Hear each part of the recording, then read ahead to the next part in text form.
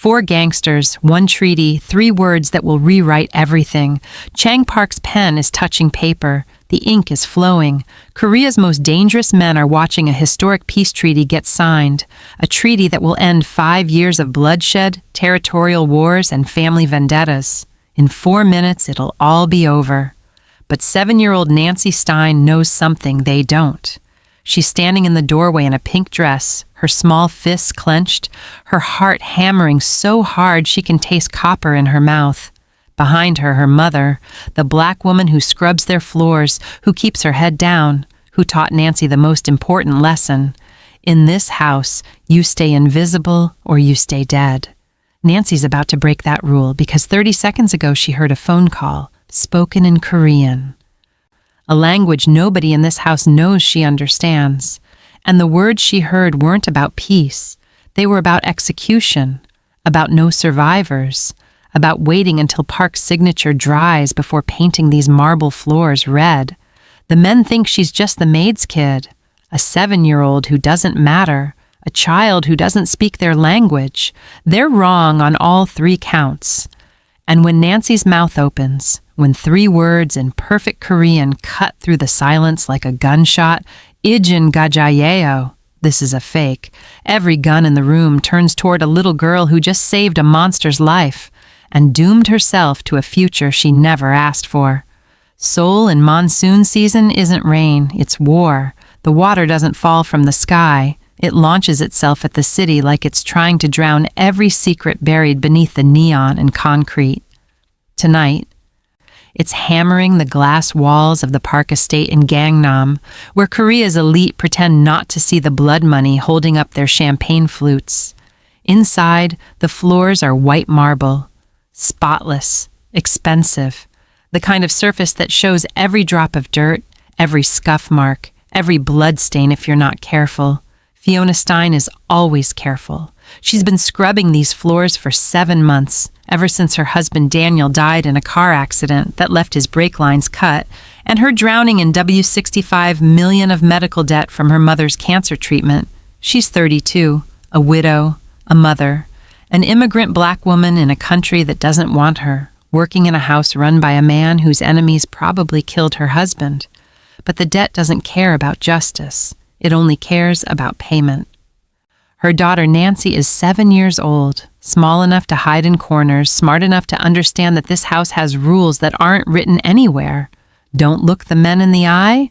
Don't ask questions. Don't speak Korean, even though your dead father taught you every word, every phrase, every honorific. Because if they know you understand their language, you're not invisible anymore, you're a witness.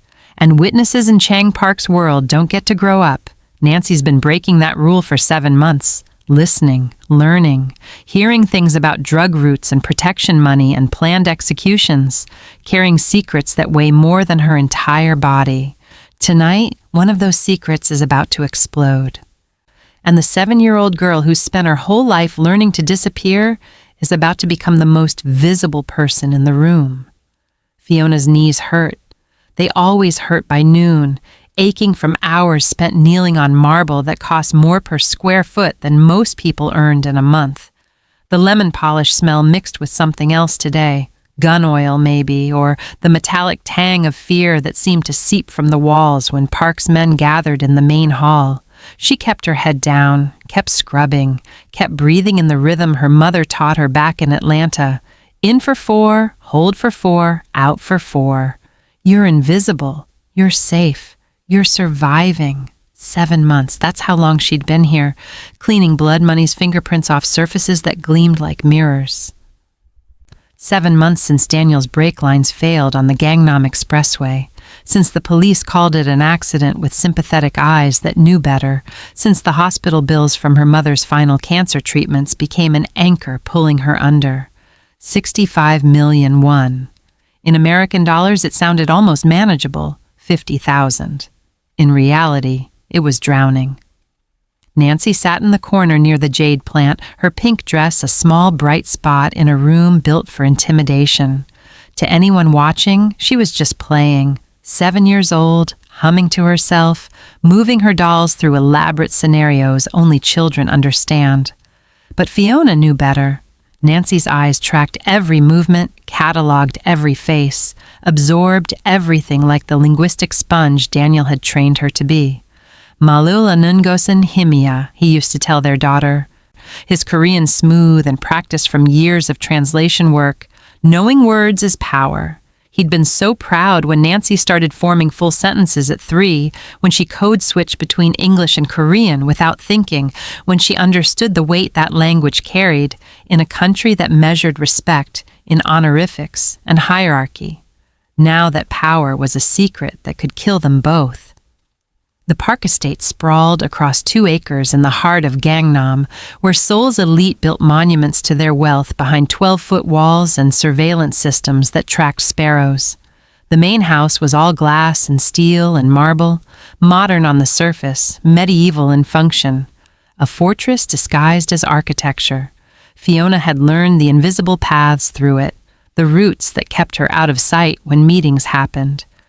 When deals were struck, when violence wore expensive suits and spoke in whispers that echoed off polished stone. Chang Park himself was 63, though he moved like a man 20 years younger. Silver hair swept back from a face that gave nothing away, eyes that calculated odds while others were still processing questions. He didn't shout, didn't threaten, didn't need to. His calm was more terrifying than any rage, a stillness that suggested absolute control, absolute certainty that the world would bend to his will because it always had. Fiona had seen him exactly twice in 7 months, once during her interview when his gaze had weighed her desperation and found it useful, once 3 weeks ago when he'd walked past her in the hallway and she'd frozen with the mop in her hands, waiting for acknowledgement that never came. To men like Park, women like Fiona simply didn't exist beyond their function. But his son did exist. Ji-hoon, 9 years old with his father's eyes and his dead mother's gentle mouth, a boy who watched the world from windows like he was observing a play he'd been forced to attend. Fiona had heard the staff whisper about him. Too soft for this life, too kind for what he'd inherit, too much his mother and not enough his father. She'd seen him trailing behind Park's security chief during drills, seen the way he flinched at raised voices, seen him watching Nancy play with an expression that looked like loneliness given human form. "We're ghosts here, Nancy." Fiona had explained it last week when her daughter asked why they couldn't eat in the dining room like the real people. Ghosts don't have opinions. They don't have languages. They just exist, baby. We exist until we don't have to anymore. Nancy had nodded with understanding too old for her face. Like Appa? She'd asked in English, because they only spoke Korean when absolutely necessary, when maintaining the lie mattered more than comfort. Like Appa. Like Daniel, who'd existed until he knew too much, until he'd made the mistake of thinking his expertise gave him protection. Fiona scrubbed harder, trying to erase the memory of the hospital calling, the police report that was too neat, the funeral where Park had sent flowers with a card that read simply, "Sympathies." Nancy hummed louder, a Korean children's song about butterflies, and Fiona's chest tightened. Every day her daughter heard things. The security detail discussing routes in the kitchen, Park's business partners arguing about territorial disputes in the study, phone calls in rapid-fire Korean that detailed protection rackets and offshore accounts and plans that turned people into chess pieces. Every day, Nancy absorbed it all with that terrifying perfect recall Daniel had been so proud of. "Appa taught me Korean so I'd understand my heritage," Nancy had said once, voice small. "But heritage in this house means blood, doesn't it, Mama?" Fiona hadn't known how to answer, still didn't. The front door opened. She registered it peripherally, the way she registered everything without appearing to notice. Park's head of security, a man named Huang with scar tissue where his left eyebrow should be, speaking into his phone in clipped Busan dialect. She caught fragments as she moved to polish the entry table. Confirmed for tomorrow. Jopak representatives. Historic treaty. Her hands stilled for just a moment. Jopak, the rival syndicate. 5 years of territorial war, bodies in the Han River, businesses burned, families destroyed, and tomorrow they were coming here for a treaty. Mama, Nancy's voice soft. Can I play upstairs?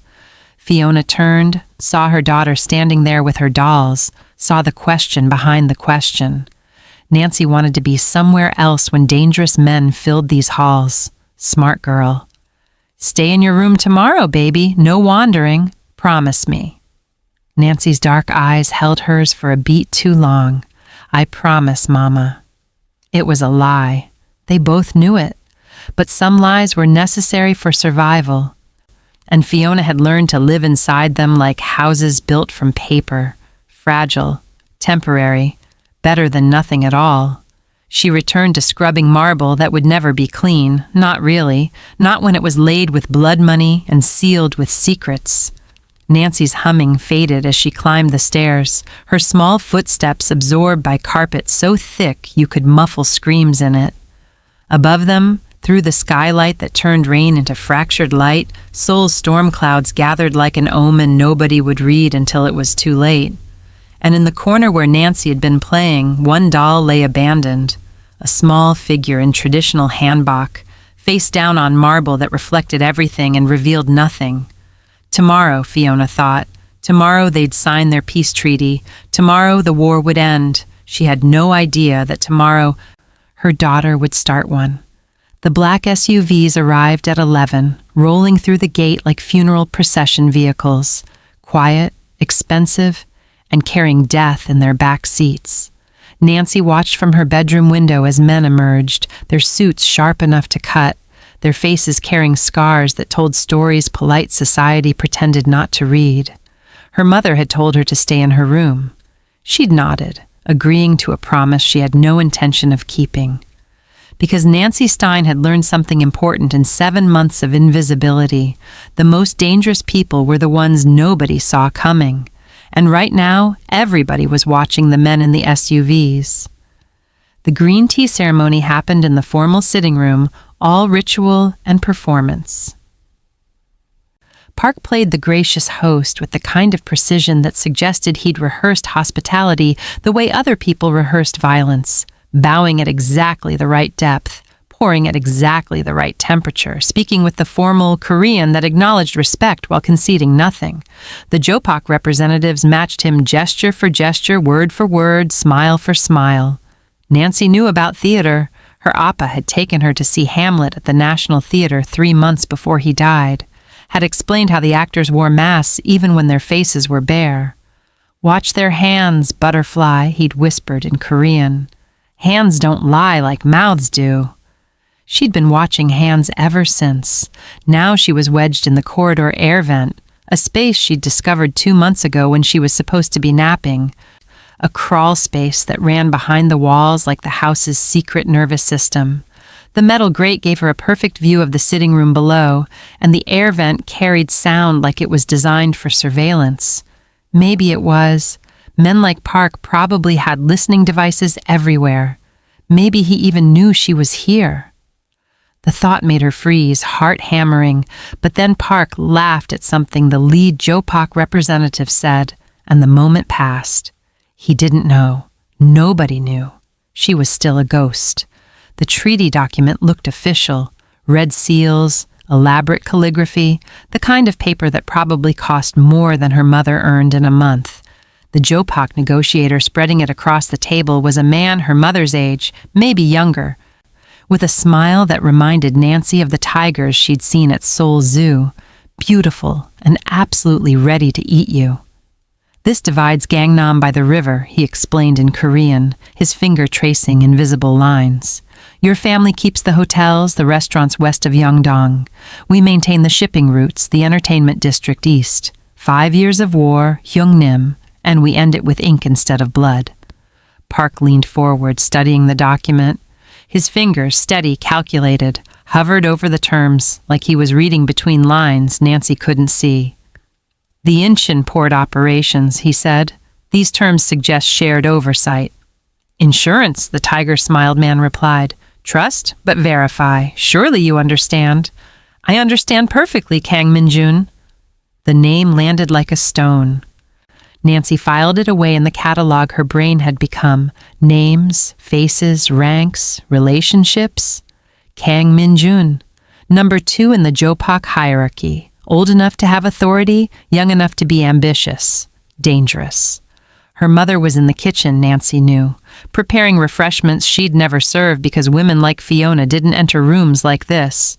Ji-hoon was probably in his room, doing homework or staring at walls or whatever lonely boys did when their fathers made peace with monsters. And Nancy was here, cramped and sweating in a space barely wide enough for her small frame, watching powerful men perform a play that felt wrong in ways she couldn't articulate yet. Kang's phone buzzed. He glanced at it, smiled that tiger smile again, and stood with a small bow. "Forgive me, I need to take this. My father wants confirmation before we proceed." Park waved permission. "Use the hallway. Privacy is important." The hallway was 20 feet from Nancy's hiding spot, close enough that when Kang stepped into it, phone pressed to his ear, she could see the way his posture changed the moment he thought nobody was watching. The smile dropped. The respectful bow straightened into something harder. And then he spoke in Korean that wasn't meant for anyone but the person on the other end. "아베오지 계약서에 서명하면 바로 들어간다. 생존자는 없다." Nancy's entire world compressed into those words. "Father, as soon as he signs, we go in. No survivors." Her breath stopped. Her heart didn't just race, it tried to escape through her ribs, throwing itself against bone like it could warn her better than her brain could.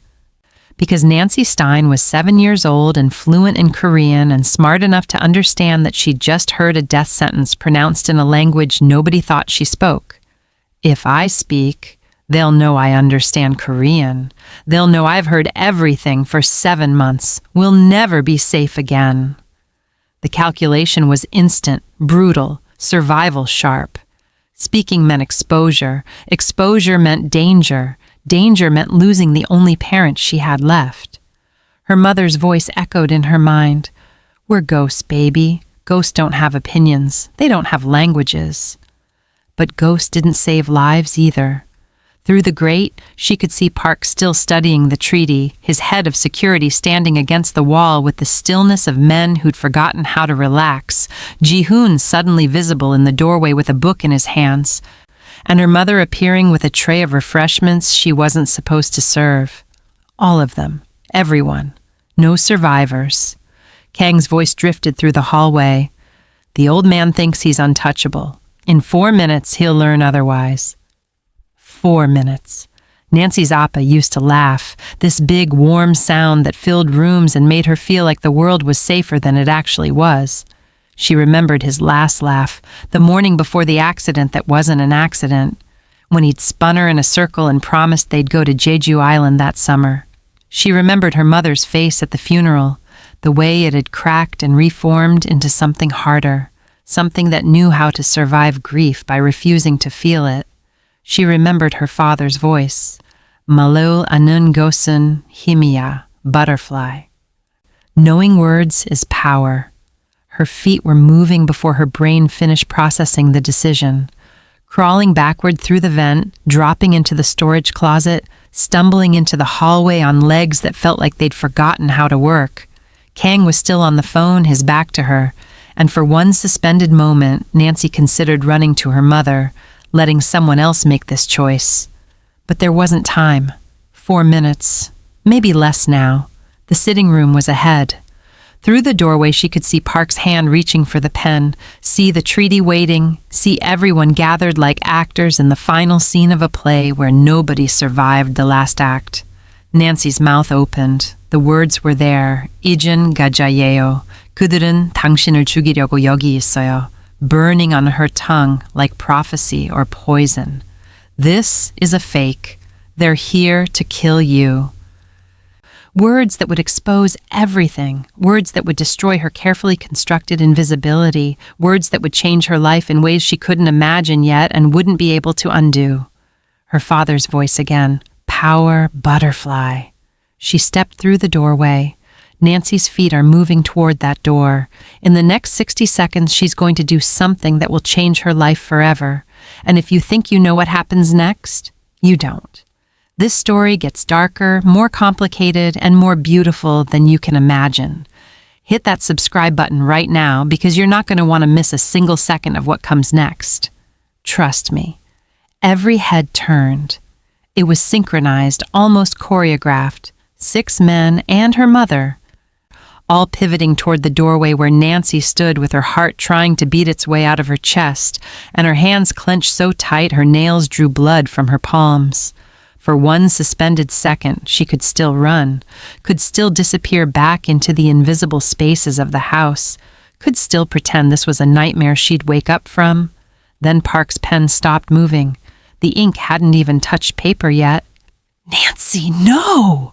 Her mother's scream split the silence like breaking glass. Fiona lurched forward, the tea tray crashing to the marble floor, porcelain exploding into shrapnel that nobody noticed because a 7-year-old black girl had just interrupted a historic treaty signing between Korea's most dangerous men. Park's eyes found hers, cold, calculating. The kind of eyes that had watched people die and felt nothing. That measured worth in utility and threat, that saw a child in a pink dress as either an opportunity or a problem waiting to be solved. His hand moved, not toward her, but up, palm flat. A single gesture.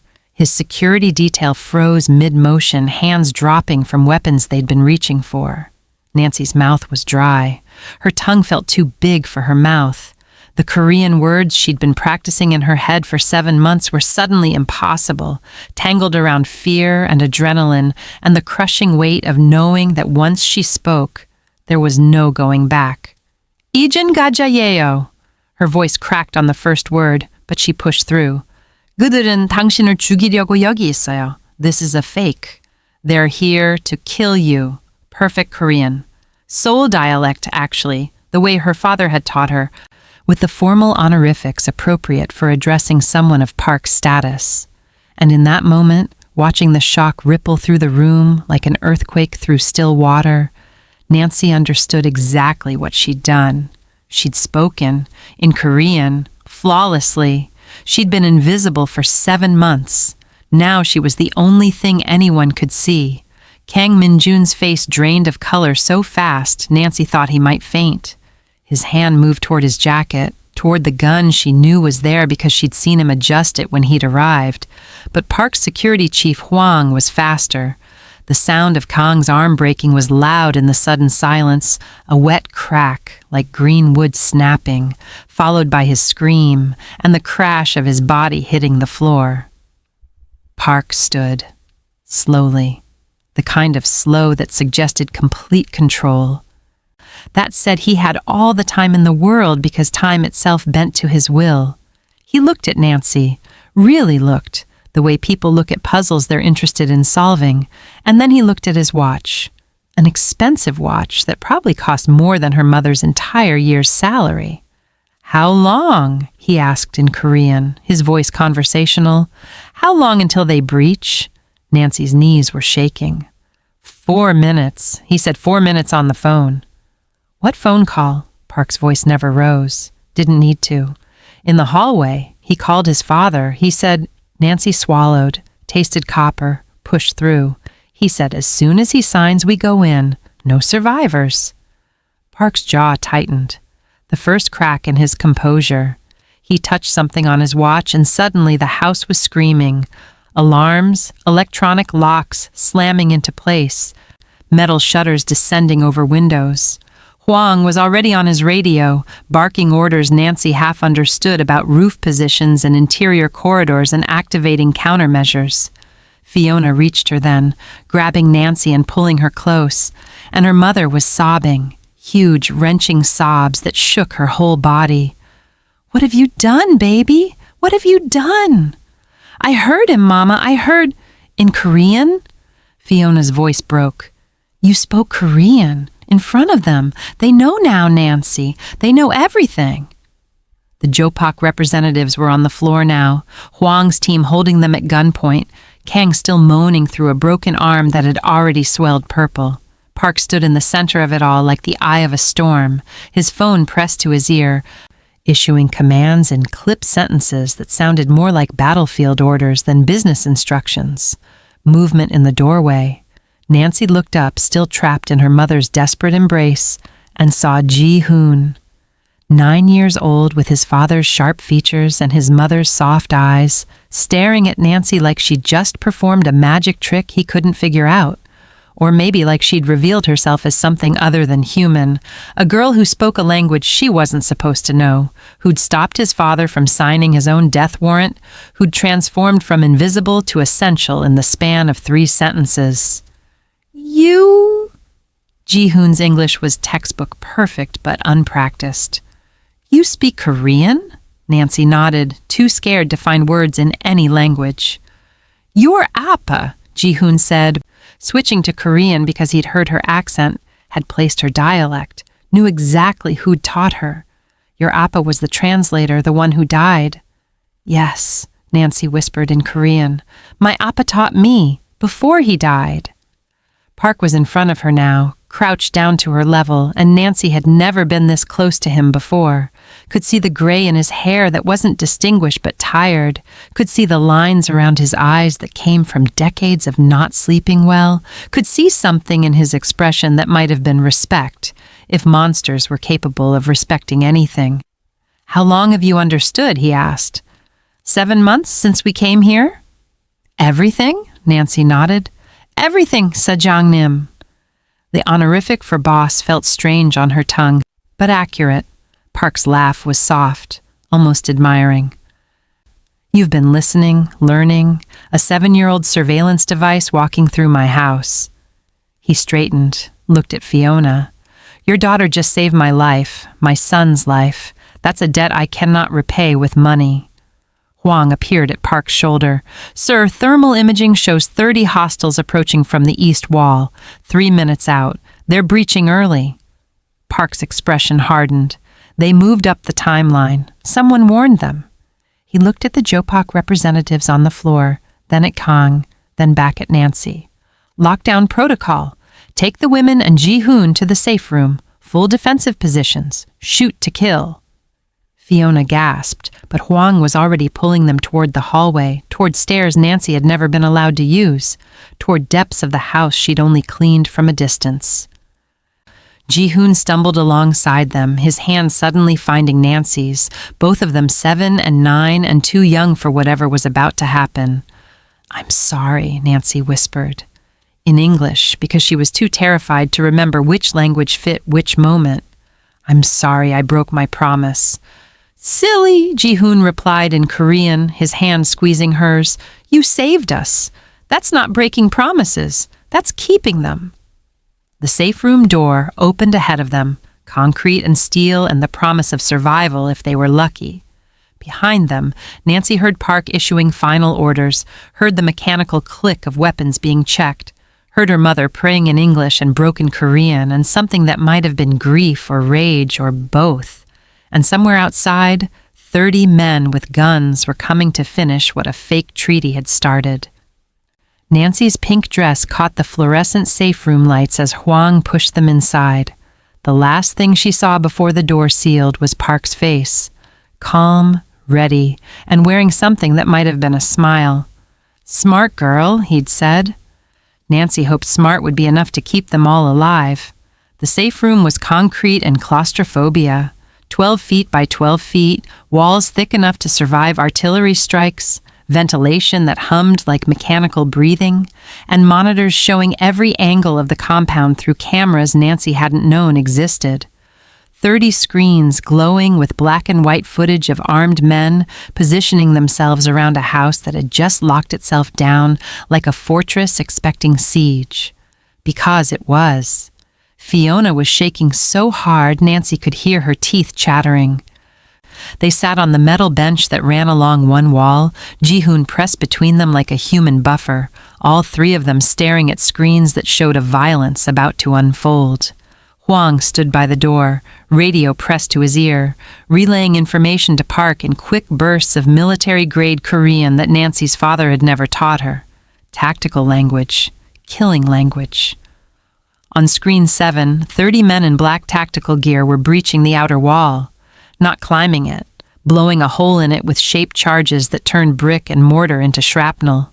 They moved like Park's security detail moved, like men who'd done this before, like they'd rehearsed this specific assault a dozen times until every step was choreographed. 3 minutes early, Huang had said. Someone had warned them, but how? Park's men had secured the Jopak representatives within seconds of Nancy's warning. Kang was still on the floor with a broken arm. Unless... "They're inside," Huang said into his radio. "East Courtyard sniper teams acquire targets. Do not fire until my command." Nancy squeezed Ji-hoon's hand. He squeezed back. Neither of them spoke because words felt inadequate for watching men with assault rifles fan out across a garden Nancy had played in just yesterday, where she'd found a beetle and named it Gary and released it near the koi pond. Gary's pond was on screen 12. 2 men crouched behind it now, using ornamental rocks as cover. "They're splitting up," Fiona whispered, her English cracking. "Oh, God, there's so many." 30, Nancy had heard. 30 versus however many men Park kept on sight. She tried to count guards in the footage, but gave up after 15. Maybe it was even. Maybe it wasn't.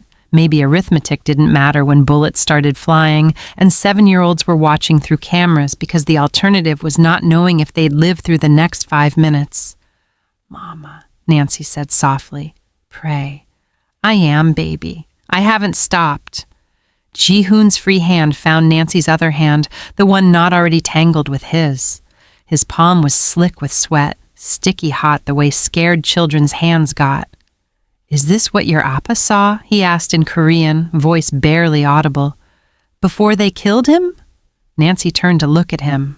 9-year-old boy with his father's eyes and too much knowledge about how people died. "I don't know. I think he didn't see it coming." "That's worse." Ji-hoon's voice was certain. "Not knowing is worse."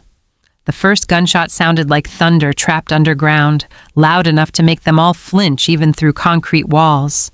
On the monitors, muzzle flashes bloomed in the darkness, men dropped, others scattered. Park snipers had opened fire from elevated positions Nancy hadn't known existed. Roof access points disguised as ventilation, windows that were actually firing platforms, defensive positions built into the architecture itself. This house had always been a fortress. She'd just been too busy being invisible to notice. "Oh, Jesus," Fiona breathed. "Oh, Jesus, Mary, Joseph." More gunfire. Sustained, brutal, efficient. The tactical team that had breached so confidently was suddenly caught in crossfire, pinned down by defenders who had every advantage. Higher ground, prepared positions, and 10 seconds of warning that made the difference between ambush and counter-ambush. Men fell on screens 7, 12, 19.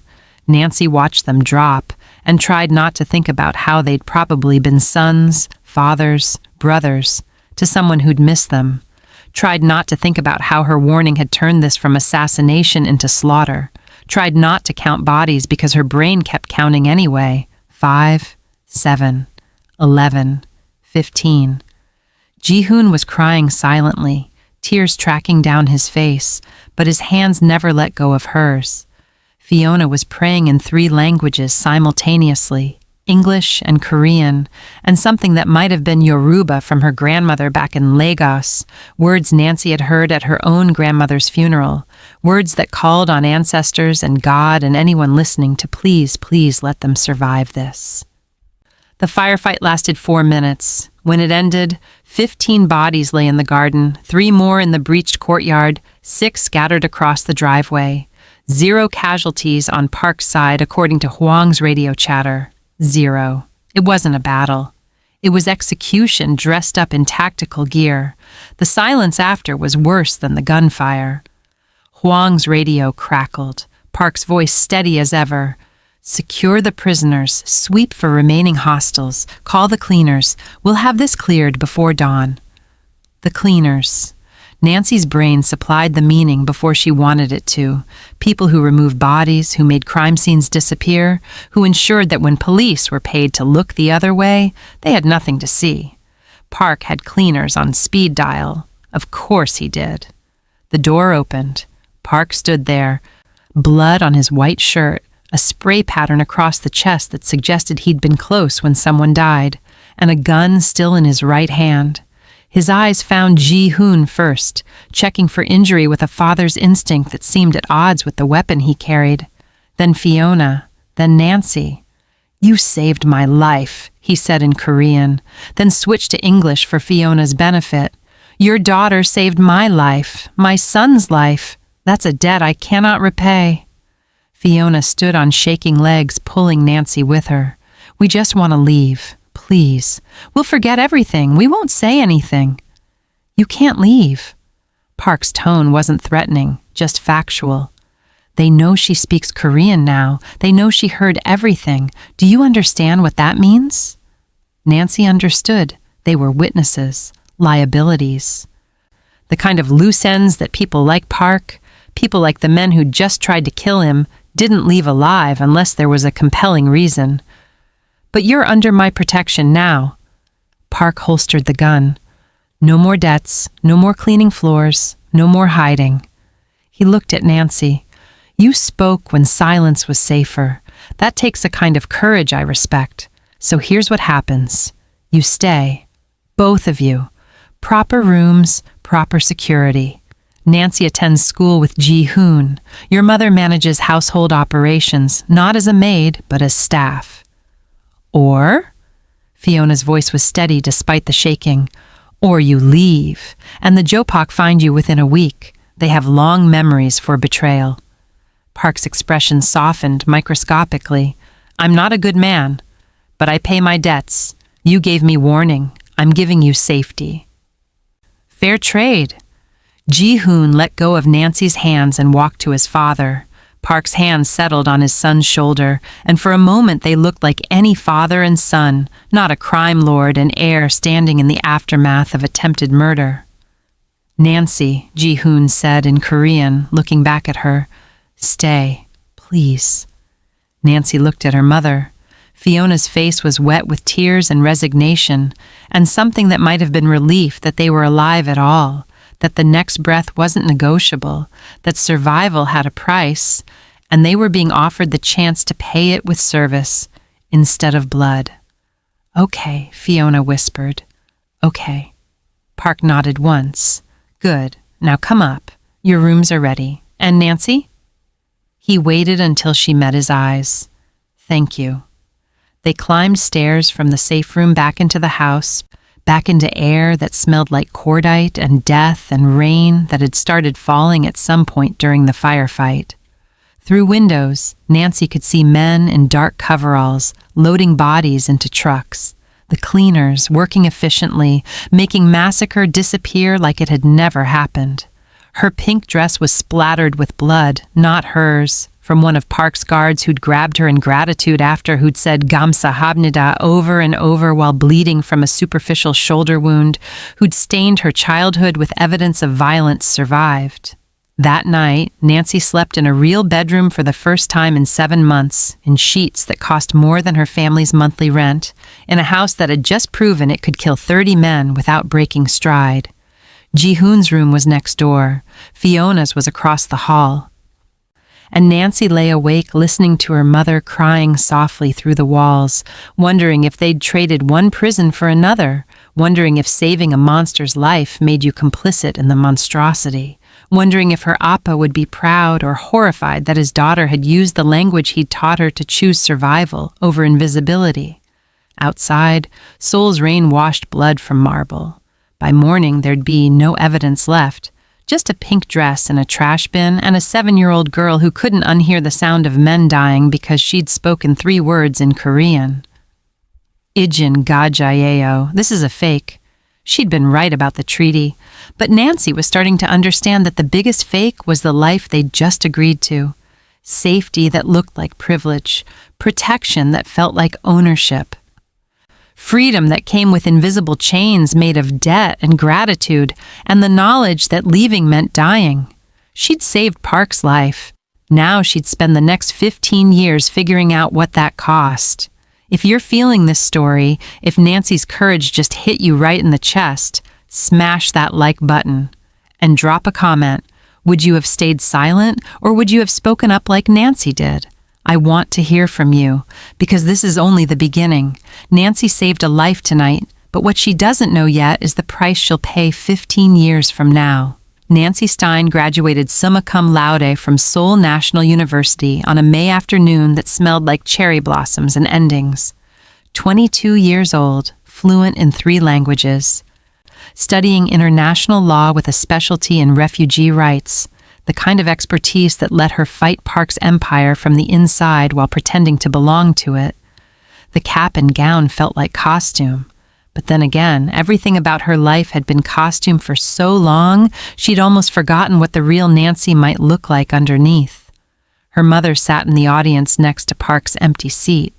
Fiona, at 47, had transformed from desperate widow to polished professional, managing Park's legitimate businesses with competence that would have shocked the woman who'd scrubbed marble 15 years ago. Her natural hair was silver-threaded now, worn in elegant locks that Seoul's Korean society still couldn't quite categorize, but had learned to respect. Money bought tolerance, if not acceptance. Ji-hoon stood off to the side in a dark suit that cost more than most people's cars, watching Nancy receive her diploma with an expression she couldn't read. 24, heir apparent to an empire he'd spent 4 years at London School of Economics pretending he wanted, returned to Seoul 6 months ago to learn the family trade from a father whose heart was failing faster than his empire could stabilize. They'd grown up together, Nancy and Ji-hoon, bound by shared trauma and proximity and something neither would name. She'd tutored him in English through middle school, patient with his grammar in ways his expensive teachers weren't. He'd taught her taekwondo because Park insisted she know how to defend herself, and Ji-hoon was the only person she trusted to spar without holding back. They shared inside jokes in 3 languages, finished each other's sentences, could communicate entire conversations with glances across crowded rooms. Everyone assumed they'd marry. Park encouraged it with the subtlety of a man who'd never needed subtlety, seating them together at dinners, asking Nancy about Ji-hoon's prospects, mentioning how the empire needed both legitimate and underground expertise to survive the next generation. Fiona pretended not to notice. Ji-hoon deflected with humor, and Nancy felt something twist in her chest every time someone said, "When you two marry," instead of "if," because what she felt for Ji-hoon wasn't simple. It was complicated by obligation and gratitude and the fact that they'd held hands in a safe room while watching men die. It was tangled up with knowing his father had ordered her father's death, a truth Fiona had finally told her 5 years ago. A truth that made every dinner at Park's table feel like betrayal. It was confused by the way Ji-hoon looked at her sometimes, like she was the only real thing in a world built from lies, and the way that look made her want to run, or kiss him, or both. Park himself was dying, not dramatically. There were no deathbed scenes, no tearful confessions, just a heart that had survived 5 assassination attempts, but couldn't survive 63 years of stress and violence and whatever poison came from building empires on blood. He'd been in and out of hospitals for a year, refusing treatment that would prolong life at the cost of control, insisting he'd die on his feet rather than in a hospital bed. "He's preparing for succession," Fiona had said last month, voice careful. "He keeps asking about you and Ji-hoon." "I'm not marrying Ji-hoon because a dying crime lord wants his legacy secured." "Nancy?" "I mean it, Mama. I've given him 15 years. I've lived in his house, eaten his food, taken his money for school. The debt is paid. I'm done." Except debt to people like Park was never paid. It just accrued interest. The graduation reception was at a hotel Park owned. Of course it was. Everything in Seoul seemed to belong to Park in some capacity. Nancy found herself on the rooftop terrace, champagne in hand, watching the city light up as dusk settled. Seoul at night was neon and noise, a city that never quite slept. A place where her black face still drew stares, but her perfect Korean, and Park's protection meant those stares stayed curious instead of hostile. "Congratulations!" Ji-hoon appeared beside her, 2 champagne flutes in his hands, even though she already had one. He'd always done that, brought her things she might need before she asked. "You survived 4 years of law school. That's more impressive than surviving my father's house. Nancy accepted the second glass, set her first one down. Your father's house prepared me for law school, cutthroat negotiations, morally ambiguous situations, learning to smile while people discuss crimes over dinner. We should put that in the brochure. Park Estate, better preparation than any university. She laughed despite herself. How is he, your father? Ji-hoon's smile faded. Declining. The doctors give him 6 months, maybe less. He stared at his champagne. He wants to have dinner next week, both families. He says he has arrangements to discuss. Nancy's stomach dropped. Arrangements. That's the word he used. Ji-hoon looked at her then, really looked, and Nancy saw the boy in the safe room still there behind the polished air facade. Nancy, whatever he asks. I'm leaving, she interrupted.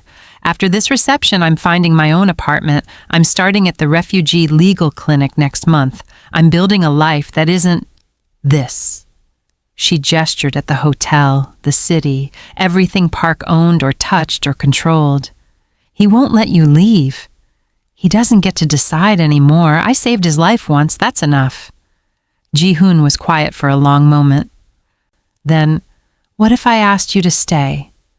Nancy's heart did something complicated. Don't ask or don't feel what I feel. Ji-hoon. I've loved you since we were kids, Nancy. Since you held my hand in a concrete box while the world exploded outside. Since you taught me that courage looks like a 7-year-old in a pink dress speaking truth when silence was safer. Since... He stopped, jaw working. But I know you see me and see my father's son. See the empire, see blood money and crime and everything you want to escape. That's not fair, isn't it? His voice was gentle, which somehow made it worse. You've spent 15 years planning your exit. I've spent 15 years hoping you'd choose to stay.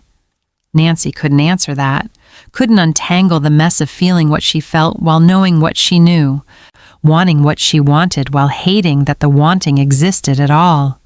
So she did what she'd learned to do in Park's house. She changed the subject. Tell your father I'll come to dinner, one last time, then I'm gone. Ji-hoon nodded, accepting defeat with the same grace he'd accepted everything else. One last time. He left her on the rooftop. Nancy stood there until her mother found her, until the reception ended, until she could escape back to the Park Estate that had been her cage and castle for 15 years. Her room, the real bedroom Park had given her that first night, upgraded over time with everything a girl could want except freedom, felt smaller than it used to. She lay in bed staring at the ceiling, listening to Seoul's night sounds filter through expensive windows, thinking about Ji-hoon's confession and her father's death and Park's arrangements, and the future she'd planned that felt more fragile every day. At 3 a.m, her mother knocked softly. Baby, you awake? Come in. Fiona sat on the edge of Nancy's bed like she used to when Nancy was small, when nightmares about brake lines and blood still woke her screaming. Whatever he's planned, Fiona said quietly, you don't owe him your life. You gave him 15 years, that's enough. Nancy sat up, pulled her knees to her chest. Mama, if I leave, will you come with me? Yes. God, yes, I'll follow you anywhere. Even if it means walking away from everything, the salary, the security, I don't care about the money, Fiona said fiercely. I care about you. I've cared about nothing but keeping you alive since your father died. If you want to leave, we leave. Nancy hugged her mother, breathed in the familiar scent of shea butter and jasmine perfume, let herself believe for a moment that escape was possible. That Park's arrangements didn't matter, that she and Ji-hoon could go their separate ways without either of them breaking, that 15 years in a gilded cage hadn't changed her into someone who needed the cage to feel safe. That night, Park collapsed. Heart attack in his study, found by his security detail, rushed to the hospital. Ji-hoon called Nancy at 4 a.m, voice wrecked. It's bad. Come. She went. Of course she went, because Park had saved her when he could have killed her, because Ji-hoon was asking, because 15 years of debt didn't just disappear when you wished it away. Park died before dawn. 63 years old. Survived 5 assassination attempts, but not his own heart. Surrounded by doctors and lawyers and a son who held his hand while the machines flatlined. Nancy stood in the hospital hallway with Fiona, watching Ji-hoon through the window, watching him cry over a father who'd been monster and provider in equal measure, watching the beginning of an ending she'd wanted, but now wasn't sure she was ready for. "It's over," Nancy whispered. "We're free." Fiona's hand tightened on hers. "Baby, with men like Park, freedom is never that simple." She was right. The will reading was scheduled for 3 days later, and in that will, Park had left one final arrangement that would prove Fiona's words truer than either of them could imagine. Park's funeral looked like a state occasion. Politicians who'd accepted his bribes, businessmen who'd laundered his money, underworld figures who'd feared his reputation, all gathered at the Buddhist temple in Gangnam to bow before a casket that probably cost more than most people earned in a lifetime. Nancy stood between Fiona and Ji-hoon in the family section, wearing black that felt like armor, watching Seoul's elite perform grief for a man half of them had wanted dead. "Half these people wanted him dead," Nancy murmured to Ji-hoon. "The other half owed him their lives." Ji-hoon's laugh was bitter, quiet, and neither half knows which category they're actually in. The ceremony was 2 hours of chanting and incense, monks who'd been paid enough not to ask where Park's money came from, rituals that promised peace for a soul Nancy wasn't sure deserved it. She tried to feel something, grief, relief, anything, but mostly felt numb. The man in that casket had killed her father, had also protected her for 15 years, had been monster and savior in equal measure. How did you mourn someone like that? The will reading happened at Park's law office 3 days later. Ms. Yoon, Park's personal attorney, was a woman in her 50s with steel gray hair and eyes that suggested she'd seen every form of human depravity and found most of it tedious. Her office was all glass and chrome, looking out over Gangnam from the 30th floor, a view that made Seoul look almost clean. "Before we begin," Ms. Yoon said in Korean, her tone brisk and professional, "I need to confirm that all parties are present. Park Ji-hoon, Stein Fiona, Stein Nancy." They nodded. Nancy's palms were sweating. She'd spent 3 days telling herself this didn't matter, that whatever Park left them was just money and money could be walked away from. She'd spent 3 days lying to herself. "The will is extensive," Ms. Yoon continued, pulling out documents that looked more like corporate contracts than personal wishes. Park Chang-soo spent the last 2 years preparing these arrangements. He was very specific about what happens to his assets upon death. She began reading. The legitimate businesses first, hotels worth $500 billion, restaurants across Seoul, real estate holdings that made Nancy's head spin, 500 billion won in declared assets, $380 million US, a fortune that could buy countries, or at least politicians. Then the offshore accounts. Cayman Islands, Switzerland, Singapore. 4.2 billion in various holdings, some traceable to legitimate investment, others clearly laundered through decades of criminal enterprise. Park had been thorough. Park had been brilliant. Park had built an empire that spanned both worlds, the legal one that paid taxes and employed thousands, and the underground one that made the real money. "The criminal network," Ms. Yoon said, "is dissolved upon his death as per his instructions. All active operations cease immediately. All personnel are compensated and released from service. Park Chang-soo retired the family from organized crime effective upon his passing." Ji-hoon exhaled. Nancy felt something in her chest unclench slightly. No more crime meant no more blood money. Maybe. Possibly. If it was even possible to separate what Park had built, to draw a line between clean money and dirty. "Now," Ms. Yoon said, and her tone shifted to something almost apologetic. "The inheritance itself." Nancy's fingers dug into the leather armrest of her chair. "To my son, Park Ji-hoon, and to Nancy Stein, the girl who saved my life and my son's life when she was 7 years old, I leave everything equally. All business holdings, all assets, all accounts. 50% to Ji-hoon, 50% to Nancy. No exceptions, no modifications. The silence in the office was absolute. Nancy heard her own heartbeat, loud and panicked, heard Fiona's sharp intake of breath, heard Ji-hoon shift in his chair beside her, felt his shock radiating like heat. Nancy found her voice. I don't want— There is a condition. Ms. Yoon spoke over her, inexorable as gravity. Park Chang-soo left this inheritance contingent upon one requirement. Nancy already knew. Somehow, she already knew what was coming, could feel it approaching like a train she couldn't derail, like her own words in Korean 15 years ago. Inevitable, irreversible, life-altering. Nancy Stein and Park Ji-hoon must marry within 1 year of Park Chang-soo's death. Legal marriage, recognized by both Korean and U.S. law.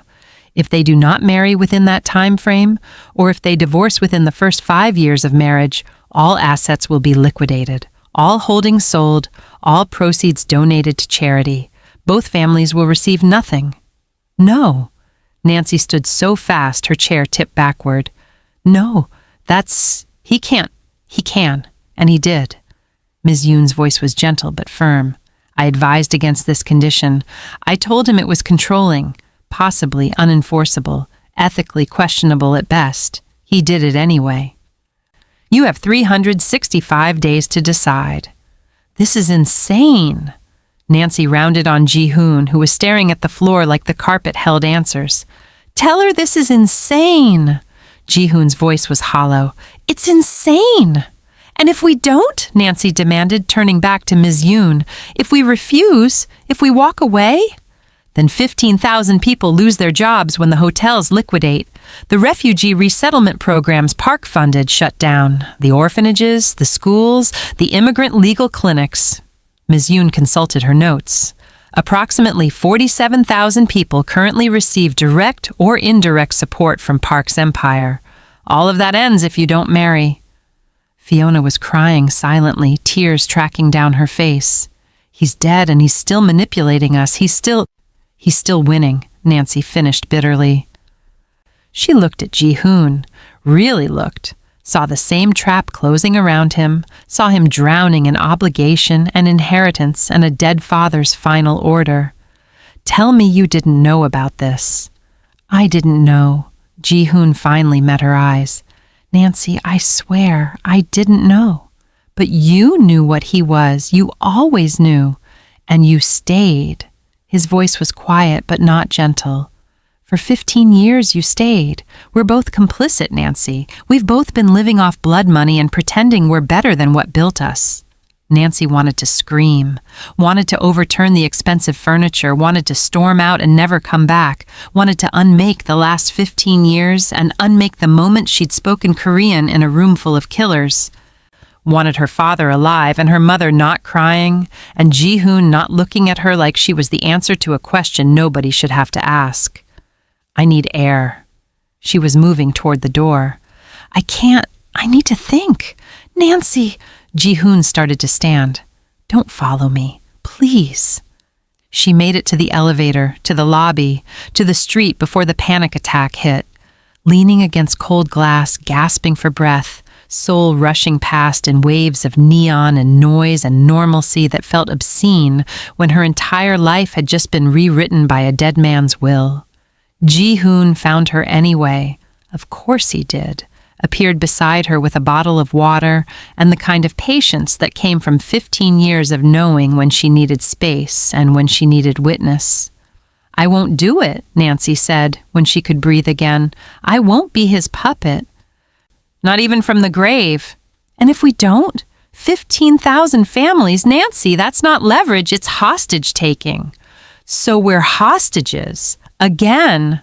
She laughed, high and broken. We never stopped being hostages, did we? Your father just upgraded the cage. Or, Ji-hoon hesitated. What if it's not about control? What if— Don't, Nancy cut him off. Don't you dare suggest this is about love or protection or anything other than manipulation. Your father killed mine, Ji-hoon. He ordered my father's death, and now he wants to force me to marry his son. That's not love. That's ownership. Ji-hoon flinched like she'd slapped him. "You're right. You're absolutely right." He set the water bottle down, stepped back. "I'm sorry for all of it, for him, for everything." He walked away.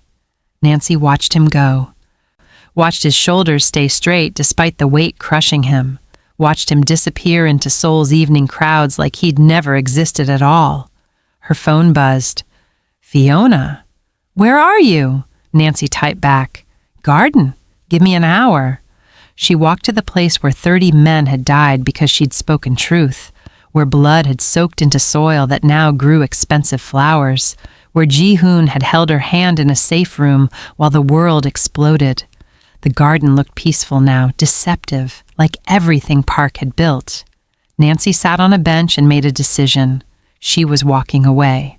Liquidate everything. Donate the billions. Let 47,000 people find other jobs, other funding, other saviors. Her conscience would be clean. Her father would be proud. She almost believed it. Somewhere in Gangnam, Ji-hoon was probably making the same calculations, coming to the same conclusions, accepting the same defeat. They'd walk away, both of them, together in separation, free at last. Park had left them one final arrangement. Nancy was going to burn it down. 3 months of silence. Nancy moved into a studio apartment in Itaewon where her black face and her mixed-race identity barely drew notice amid the neighborhood's international crowd. Fiona stayed at the estate, managing the transition because someone had to keep the hotels running while the will's deadline ticked down, and Fiona had never learned how to abandon responsibility, even when responsibility felt like drowning.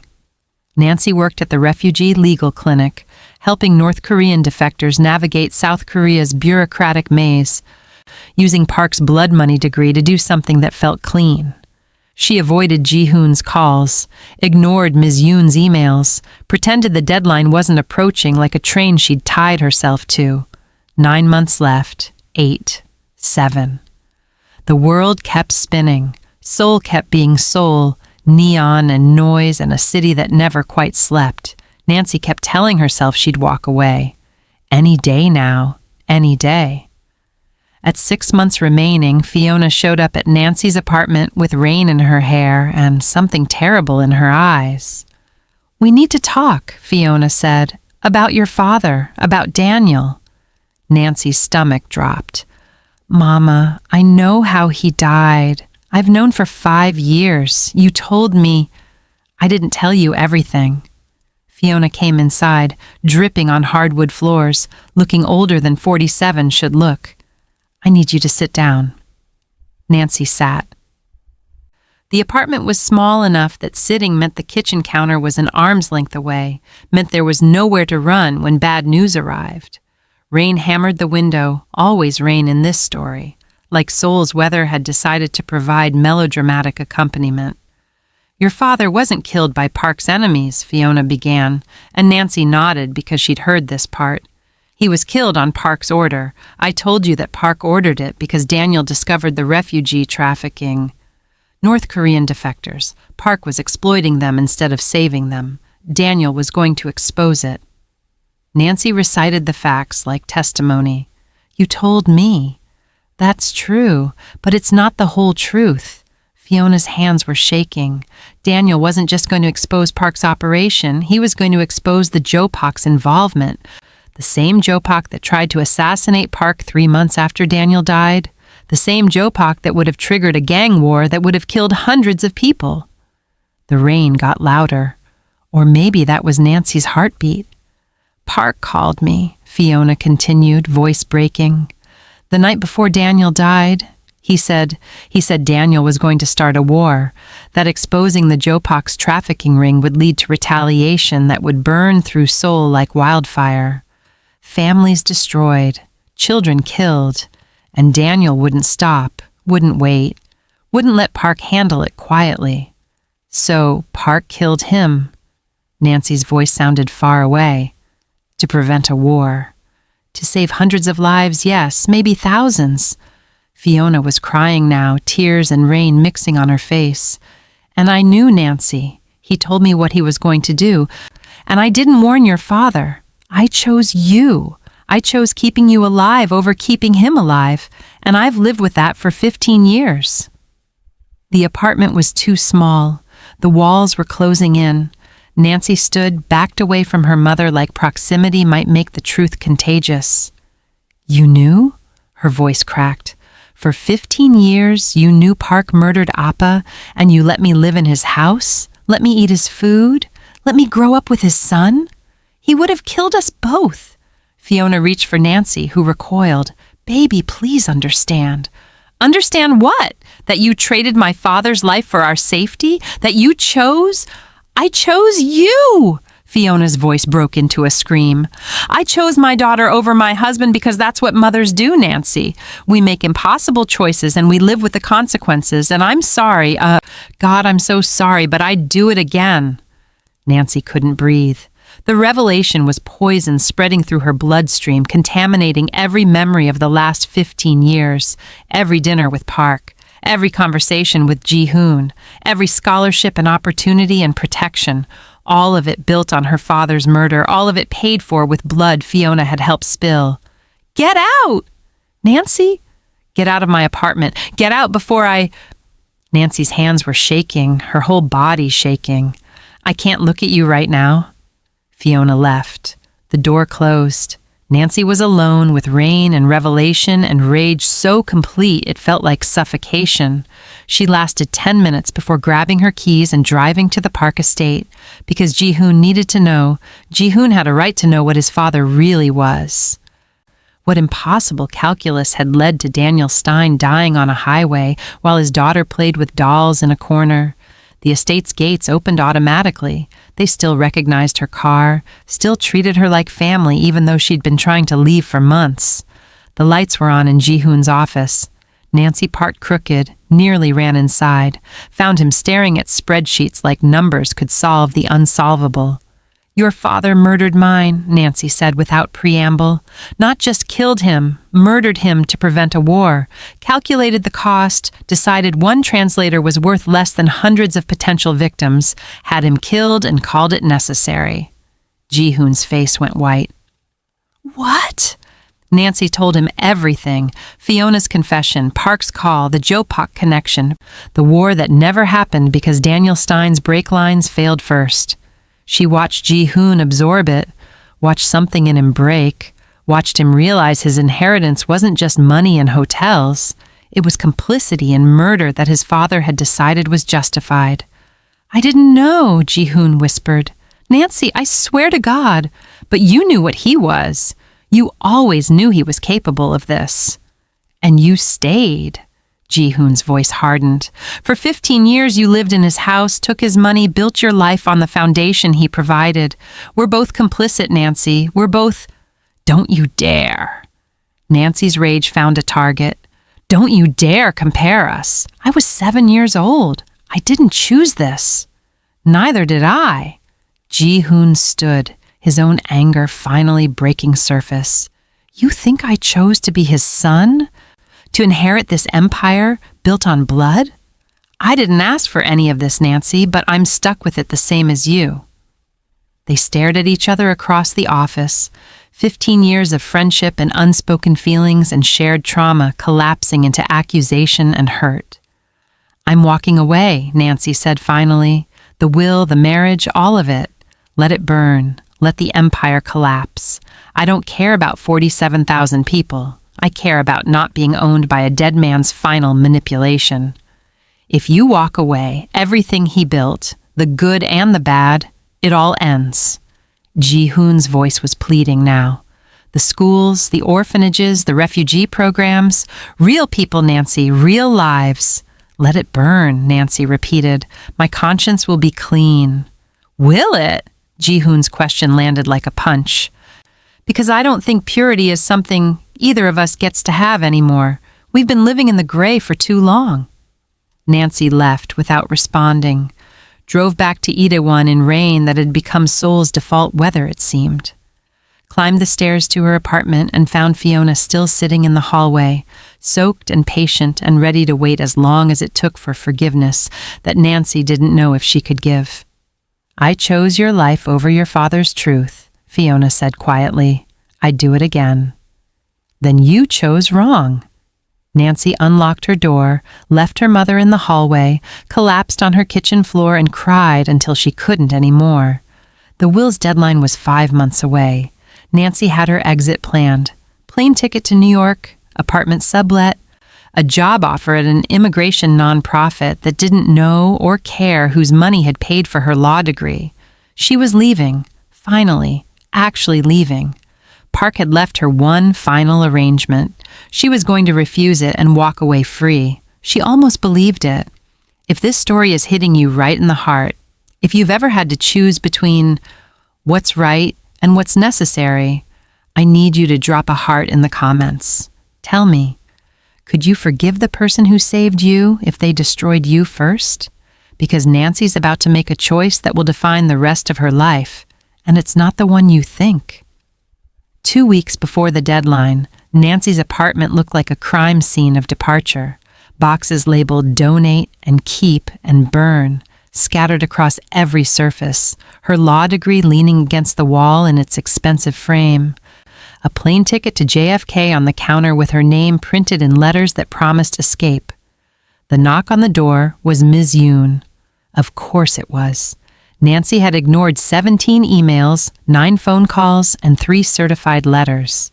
Apparently, the will's executor had decided in-person ambush was the only option left. Ms. Stein. Ms. Yoon stood in the doorway in an impeccable suit that probably cost more than Nancy's monthly rent, holding a manila envelope that looked old, worn, handled many times. He told me to give you this if you decided to leave. Park? Nancy's voice was flat. Park left me more instructions, more manipulation from beyond the grave. A letter and a document? Ms. Yoon held out the envelope. I was instructed to deliver it 14 days before the deadline if you hadn't agreed to the marriage. Today is day 14. Nancy took the envelope because refusing would have been childish, and she'd used up her quota of childish reactions when she'd told her own mother to leave. The envelope was heavy, quality paper, sealed with wax in a way that would have seemed pretentious if it weren't so perfectly Park, a man who did nothing by accident, who turned even letters into power moves. Are you going to wait while I read it? No. Ms. Yoon's expression was almost sympathetic.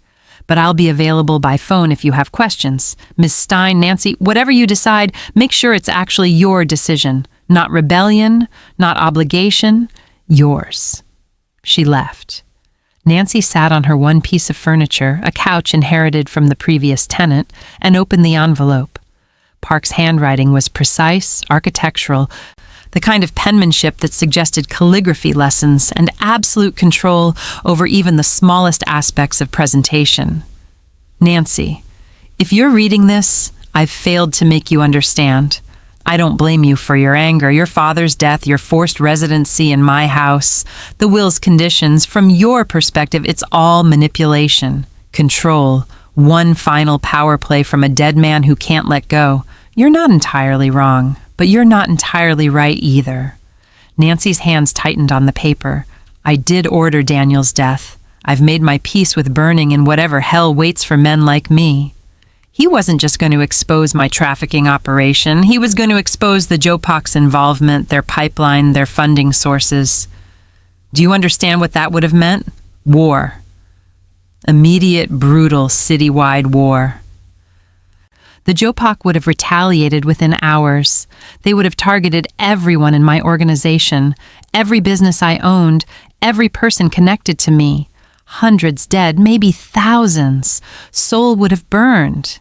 Your father was a good man. He saw injustice and couldn't stay silent. I respect that. But his righteousness would have killed innocents, so I made an impossible choice. One man's life against hundreds. I chose wrong. I know that now. But I chose.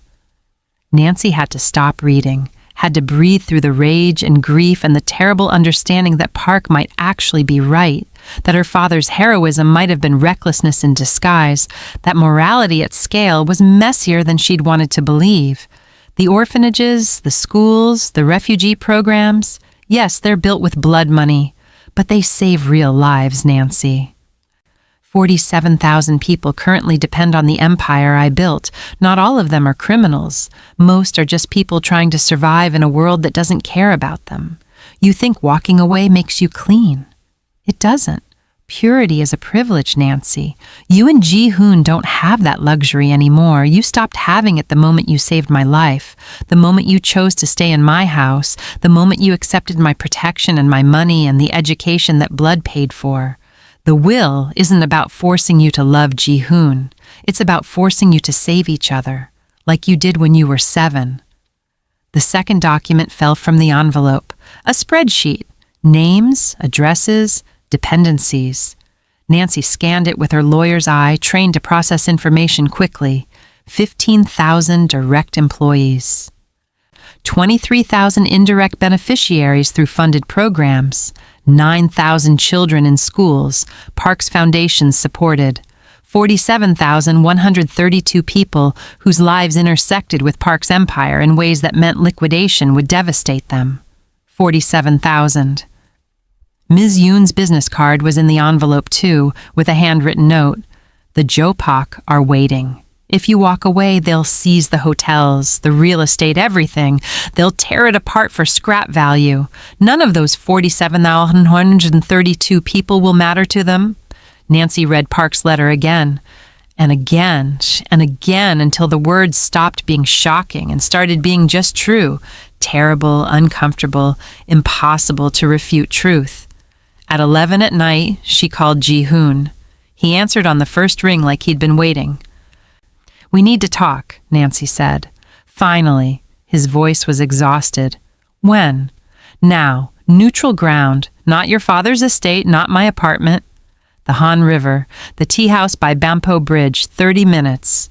Nancy grabbed her jacket and keys and the letter that had just rewritten her entire understanding of the last 15 years. The rain had stopped. Seoul at night without rain looked almost peaceful, almost like a city where impossible choices didn't have to be made. The tea house was nearly empty this late. Ji-hoon sat by the window overlooking the river, looking like he hadn't slept in days. Probably hadn't. Nancy slid into the seat across from him and pushed Park's letter across the table. "Read this." He read silently, his expression shifting from confusion to horror to something that might have been reluctant understanding. When he finished, he set the letter down carefully like it might explode. "He's still manipulating us," Ji-hoon said quietly. "Even dead, even from the grave, he's still—" "He's right." Nancy's voice was steady. "I hate that he's right, but Ji-hoon, 47,000 people, that's not leverage anymore, that's just math. So what do we do?" Nancy pulled out the second document, the spreadsheet of lives, the accounting of consequences. "We negotiate, not with him, he's dead, with each other. We figure out what we can live with." Ji-hoon met her eyes. "And if we can't, then we've lived 15 years in his house for nothing." They ordered tea. Neither would drink. Talked until dawn about terms and conditions and what a marriage of pure utility might look like. Talked about 5-year contracts and escape clauses and how to transform an empire without becoming what built it.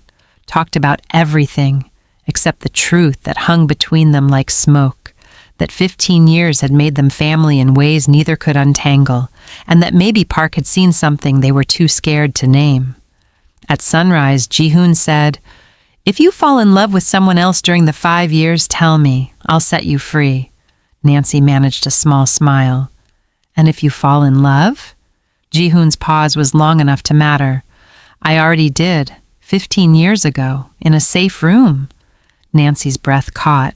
She'd known, of course, had known for years, but hearing it said aloud made it real, made it impossible to pretend they were just victims of circumstances making survival decisions. "This doesn't change anything," she said finally. "We're still doing this for them, not us." "I know, but I needed you to know." They shook hands, then hugged, the first time they'd touched in 3 months. Nancy felt him shaking, or maybe she was shaking, or maybe they both were because impossible choices left everyone trembling. 5 years, Ji-hoon said. "Then we liquidate, donate properly, walk away clean as we can." 5 years, Nancy agreed. Then we're ghosts again. It wasn't love. It wasn't even consent. Not really. It was math and obligation and 47,000 reasons to say yes wrapped in Park's final manipulation. But it was theirs. Their choice, made on their terms, with their eyes open. Nancy called Miss Yoon from the tea house. We'll do it. We'll marry. But we're restructuring everything first. Full corporate transformation, ethical transition, timeline for liquidation. If we're doing this, we're doing it right. Ms. Yoon's relief was audible. I'll have the contracts ready by Monday. Nancy hung up and looked at Ji-hoon. No going back now. We crossed that line 15 years ago. He stood, offered his hand. Come on, we have a wedding to plan and an empire to dismantle.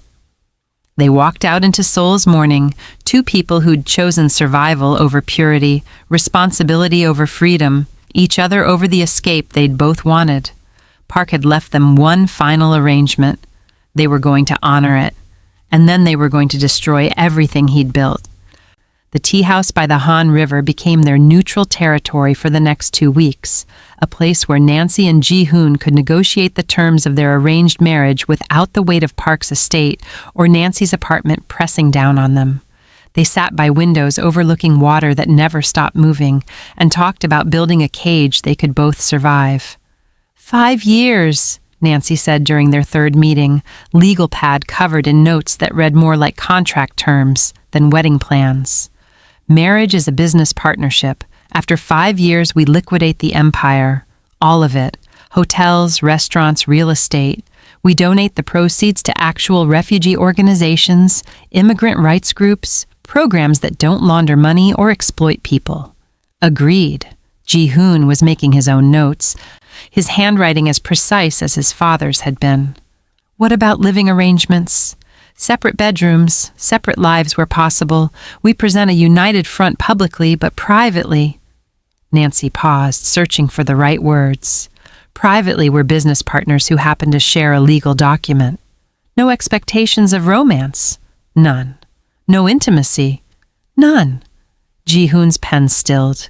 And if one of us meets someone, falls in love with someone else during those 5 years, then we tell each other, honestly, and we figure out how to handle it without destroying the empire before the 5 years are up.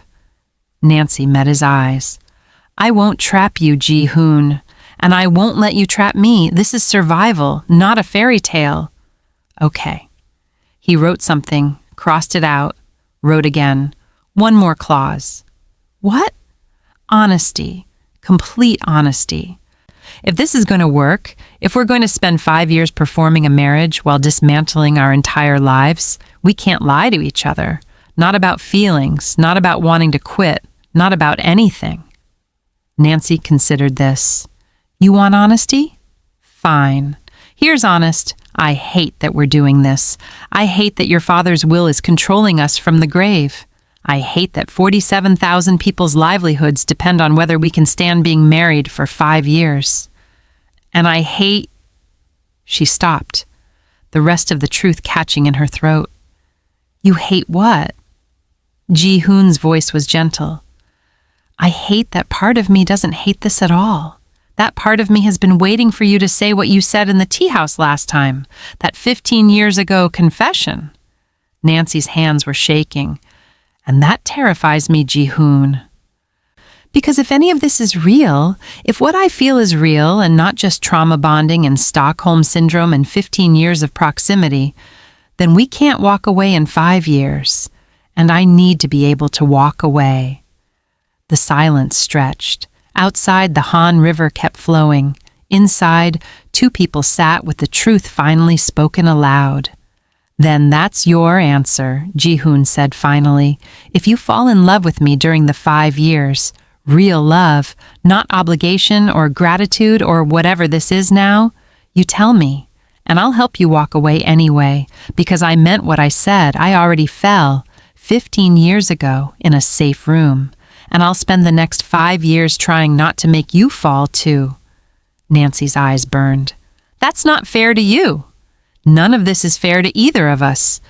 But I'd rather spend 5 years married to you, knowing you might leave, than spend the rest of my life wondering if you would have stayed."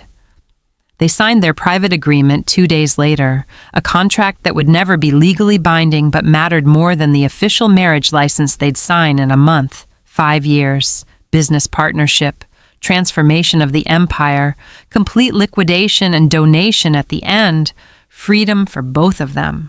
Nancy and Ji-hoon shook hands. Then, because they'd been friends long before they'd been forced into this, they hugged. "I'm terrified," Nancy admitted into his shoulder. "Me too." Ji-hoon's voice was muffled by her hair. "But we've survived worse. We survived your father's death and my father's life. We can survive 5 years of each other." 5 years? Then we're free. 5 years. Then we're ghosts again? The wedding planning happened fast. They had 2 weeks before the will's deadline, and neither wanted to risk missing it. Ms. Yoon handled the logistics with the efficiency of someone who'd organized far more complicated criminal enterprises. Small ceremony, private, no press, just immediate family and necessary witnesses. Fiona helped Nancy choose a dress because they were speaking again, tentatively, in the careful way of people who'd wounded each other and weren't sure if the wounds would ever fully heal. The dress was simple, white but not wedding white, elegant but not ostentatious, suitable for a business transaction disguised as a ceremony. "You don't have to do this," Fiona said, while Nancy stood in front of the mirror, looking at a bride she barely recognized. "Baby, if you want to walk away and let 47,000 people lose everything, let the Jopak seize Park's empire and tear it apart?" Nancy adjusted the neckline. "No, we're doing this, but we're doing it our way. Your way looks like a funeral." "Maybe it is." Nancy met her mother's eyes in the mirror. "Funeral for the life we thought we'd have, for freedom that turned out to be a myth, for—" She stopped. "I forgive you, Mama, for choosing me over Appa, for keeping the secret, for all of it." Fiona's face crumpled. "Baby, I don't agree with it. I'll never think you chose right, but I understand why you did it." Nancy turned from the mirror. "And if I had a daughter and someone put a gun to her head and told me to let my husband die to save her, I'd make the same terrible choice. So I forgive you." They cried together in the bridal shop, surrounded by dresses for women who were actually happy to be getting married, who hadn't calculated the cost-benefit analysis of their own weddings, who believed in love instead of survival. The media found out anyway. They always did. "Cinderella story, maid's daughter. Marries billionaire heir," screamed the headlines. Nancy refused all interviews. Ji-hoon's terse statement was masterful in its brevity. "Park Ji-hoon and Nancy Stein are pleased to announce their engagement. The ceremony will be private, no further comment." Seoul society gossiped anyway. At the refugee clinic, Nancy's co-workers congratulated her with faces that said they thought she'd sold out. At Park's hotel headquarters, Ji-hoon's business partners congratulated him with faces that said they thought he'd gotten exactly what his father wanted. Nobody understood the truth. 3 days before the wedding, Nancy wrote in her journal, a habit she'd picked up after her father died, a way of keeping secrets that didn't involve speaking them aloud. "They think this is a fairy tale. Maid's daughter marries prince, lives happily ever after. They don't know this isn't a fairy tale. It's a funeral. We're bearing freedom and choice and the future we thought we'd have. We're marrying the empire, not each other. And in 5 years, when we've dismantled everything Park built and donated every blood-soaked one to charity, maybe then we'll figure out who we are without the weight of his legacy crushing us. Or maybe we won't. Maybe 5 years of living a lie will make the lie more real than the truth ever was. Ji-hoon says he fell in love with me 15 years ago. I don't know what I feel. Gratitude, affection, the kind of bond that comes from shared trauma? Or is it actually love, distorted by circumstances until I can't recognize it anymore? I have 5 years to figure it out. 5 years to transform an empire. 5 years to decide if the man I'm marrying is someone I'm choosing or someone I'm settling for, because the alternative is worse. 5 years. Then we're ghosts again. Nancy closed the journal. Outside her window, Seoul at night was all neon and noise, a city that never quite slept, a place where millions of people made impossible choices every day and called it living. In 3 days, she'd marry Ji-hoon Park. In 5 years, she'd walk away from him and the empire and everything their marriage represented. She'd survived 15 years in Park's house. She could survive 5 more. She had to. The wedding happened on a Tuesday in September, when Seoul's brutal summer heat had finally broken into something almost pleasant. No cathedral, no massive guest lists, no $1,000 floral arrangements. Just a small chapel in Bukchon Hanok village, traditional Korean architecture meeting modern simplicity, a space that felt more like a promise than a prison. Nancy wore the white dress that wasn't quite wedding white. Ji-hoon wore a black suit his father had never touched. They'd decided on that detail together. Nothing of Park's wardrobe, nothing that carried his ghost into this ceremony. This was theirs. Even if theirs was defined by obligation and 47,000 people's livelihoods. The guest list was surgical. Fiona, crying quiet tears into a handkerchief older than Nancy. Ms. Yoon, representing the legal necessity of witnesses. 3 of Ji-hoon's business partners who needed to see the marriage happened to ensure corporate continuity. 2 of Nancy's law school friends who understood that sometimes survival required compromise. The officiant was a woman Park had never met, Nancy's choice, because she'd insisted on at least one element of the day that didn't trace back to blood money. The ceremony was bilingual, Korean and English woven together like the lives they were trying to merge. Park Ji-hoon, do you take Nancy Stein to be your lawfully wedded wife? Ji-hoon looked at Nancy. 24 years old, with his father's strategic mind and his mother's capacity for gentleness, wearing a vulnerability that made her chest ache. I do. Nancy Stein, do you take Park Ji-hoon to be your lawfully wedded husband? Nancy looked at Ji-hoon. 22 years old, with her father's linguistic brilliance and her mother's survival instinct, carrying 15 years of complicated history in the space of 3 feet between them. I do. But then, because they'd agreed on honesty, they added their own vows, not the traditional words, not promises about eternal love and forsaking all others, something more real. I vow, Nancy said in Korean, her voice steady, to protect what we've built, even from ourselves. I vow, Ji-hoon replied in English, and to honor your freedom, even when it costs me. The vows were witnessed. Rings exchanged, simple bands that cost less than Park's watch collection because they'd agreed that symbols mattered less than substance. And then they were married, officially and legally, bound by documents that would satisfy the will's requirements and free them both in 5 years. Nobody threw rice. Nobody cheered. Fiona hugged Nancy tight enough to bruise and whispered, "You're so much braver than I ever was." After the ceremony came the real work, the corporate restructuring documents that mattered more than the marriage license. They signed papers in Ms. Yoon's office that transformed Park's empire, while the wedding guests drank champagne they barely touched. All criminal assets liquidated immediately, proceeds donated to organizations fighting human trafficking. The irony wasn't lost on anyone. Hotels and restaurants, restructured as employee-owned cooperatives, profit-sharing models that put power in the hands of the people who actually ran the businesses.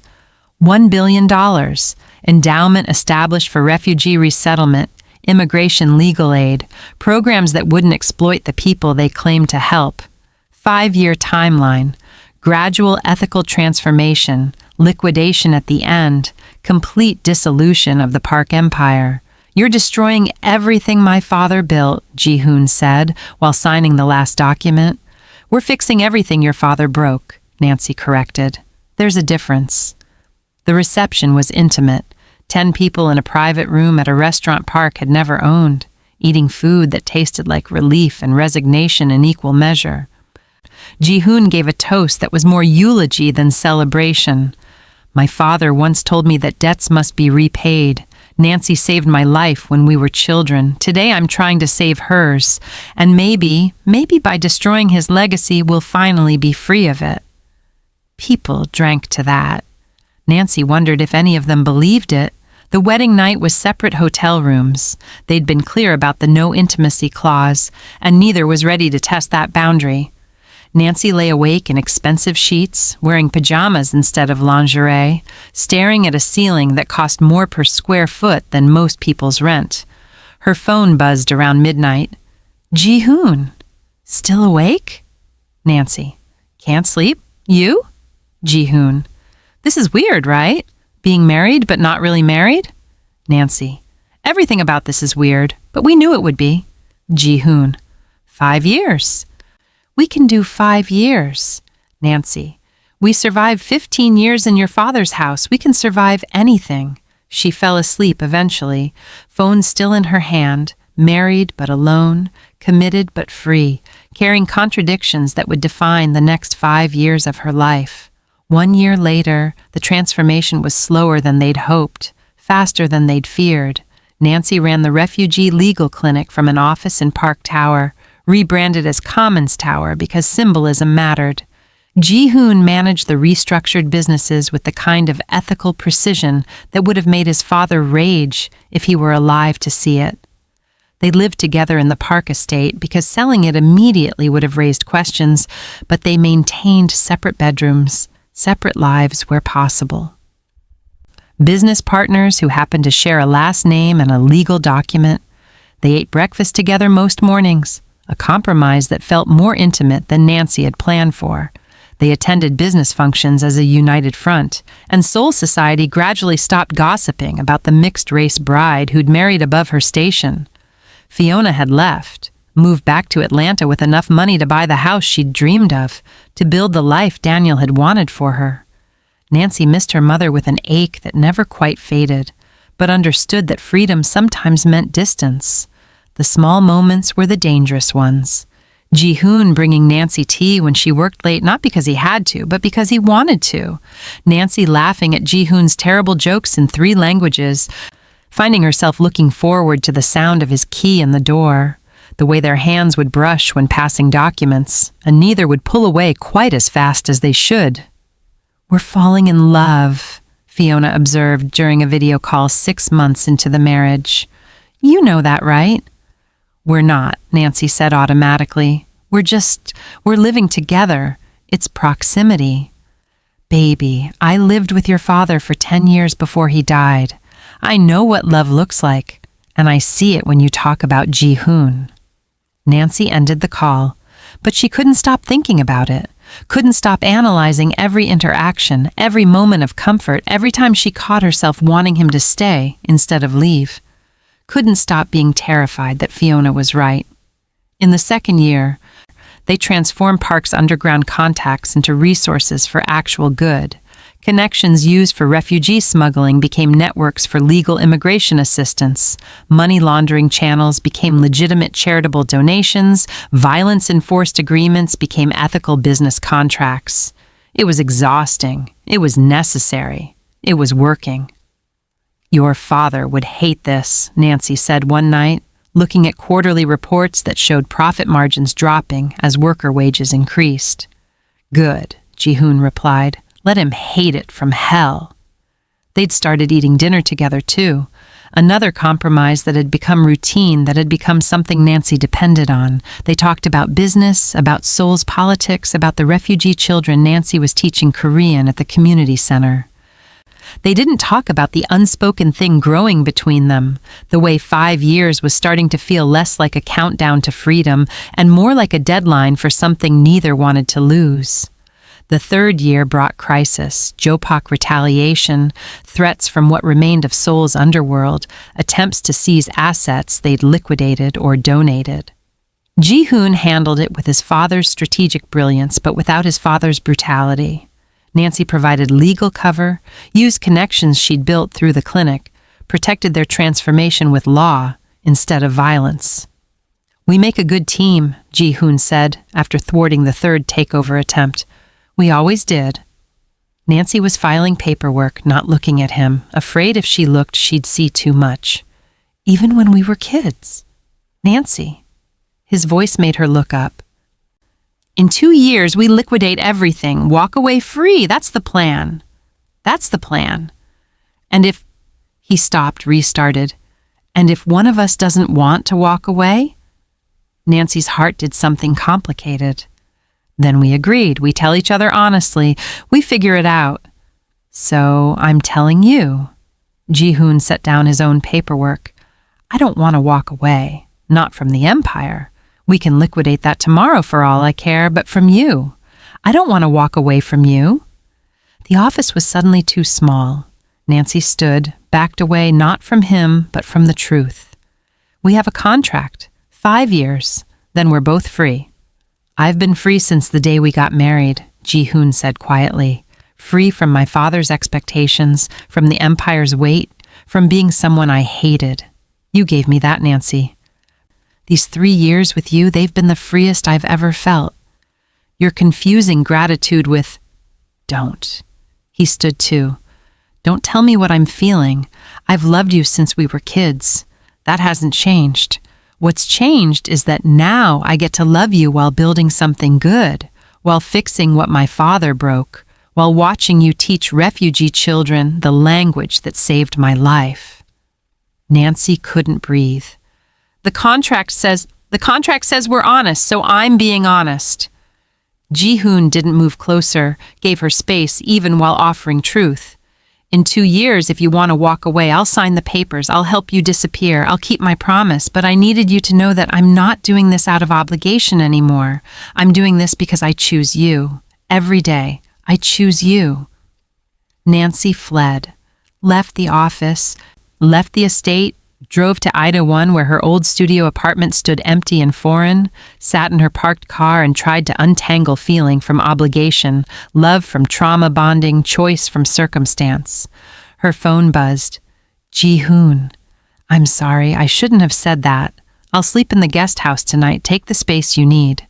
Nancy typed and deleted 17 responses. Finally sent. Thank you for being honest. I need time. She drove to the Han River. The tea house was closed this late, but she sat on a bench overlooking water that never stopped moving, thinking about contracts and freedom and 5-year plans that felt less like plans, and more like excuses. Her father had taught her that knowing words was power, but Ji-hoon had just taught her that sometimes the most powerful words were the honest ones, even when honesty felt like falling. Nancy Stein had saved a man's life when she was 7, had saved it again at 22 by marrying him. Now at 25, 3 years into a contractual marriage that felt less contractual every day, she was learning that maybe saving someone could look like letting them love you. Or maybe she was just scared that walking away in 2 years would hurt more than staying. Scared that Park had been right about forcing them to save each other. Scared that love built on survival and proximity and 15 years of shared history was real enough to matter. She went home, because the estate was home now, because Ji-hoon was there, because running away had never actually solved anything. Found him in the guest house like he'd promised, giving her space even though the space between them had never felt more unbearable. Ji-hoon, she knocked on the door. Can we talk? He opened up, face careful. Always. I need 2 more years, to be sure, to know if what I feel is real or just proximity, trauma bonding, Stockholm syndrome. He smiled sadly. Nancy, I'll give you 10 more years if that's what you need. 20, however long it takes for you to be sure. The contract says 5 total. That means 2 years left. Then in 2 years we renegotiate, but no more running. If you need space, tell me. If you need time, tell me, but don't run, Nancy. We're past that now. Nancy nodded. No more running.